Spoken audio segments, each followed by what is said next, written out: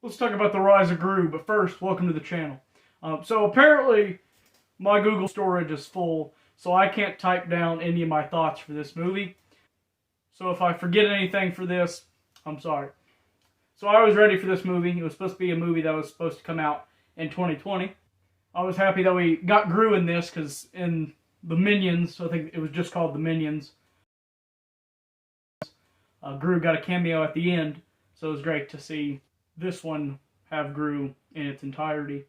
With some returning characters from the first Despicable Me, and I felt very nostalgic because I grew up with the original Despicable Me. Oh yeah! The whole time I was ready to see Gru's mom, and Dr. Nefario got in there. I meant to close that. He'll be alright, I'm sure. And right when I seen him, I knew who it was. I was just had right through the window. I was like, oh, is that? Yeah. And it was a young Dr. Nefario. It was awesome to see. I think I got it quickly right when we seen him. Others, it took a little while until it panned down to his name tag. Then there was a few gasps in there. I might have been just a little bit more excited than the little kid sitting in the corner. Just because, like I said, the nostalgia, and we got a few references in there. A reference to when we first meet Gru in the first movie with his iconic, memorable freeze ray scene. Freeze ray! Freeze ray! In this one, it's a little different. It's with Cheese this time, since he is a kid just starting out. We get to follow up on the main three Minions from the first Minions movie, Kevin, Bob, and Stuart.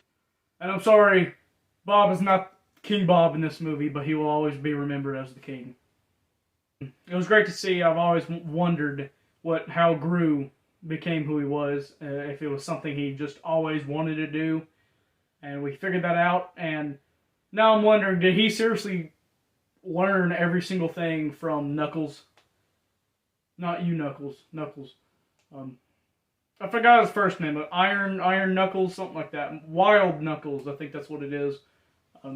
But just for me, I'm just going to say he learned a few things from Wild Knuckles, and then he did it himself the rest of the time. But this was a fun time. We got to see Minions learning karate.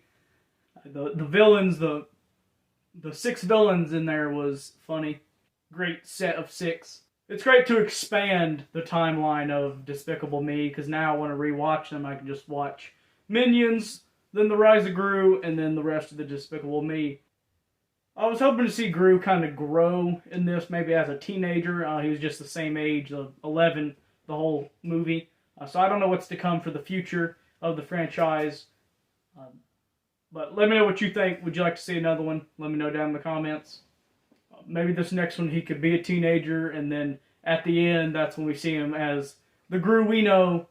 It's like maybe it could be the start of Despicable Me, so then we can just watch Despicable Me and go right into that movie. I would at least like a trilogy of the Minions, to give that a trilogy so that we have the 6 movies. But Illumination, please, it is time to make another Despicable Me. It's been forever. I'm ready to return to the Despicable Me. I want one of those movies. The Gru that I know, we've been having Minions for about the past years now, with Minions and now The Rise of Gru. So, please, Despicable Me 4! Call up Steve Carell. No! It was a fun time, and we even got to see the ship at the end. So, really fun time. Let me know what you think. This has been another episode, and I'll see you in the next one. Subscribe if you haven't. Thoughts down in the comments. Like, you know what to do. Catch you next time. So all these clips had just got me noticing that I have not watched Despicable Me in forever. And just those clips, I can see how much the animation has changed as well. Wow.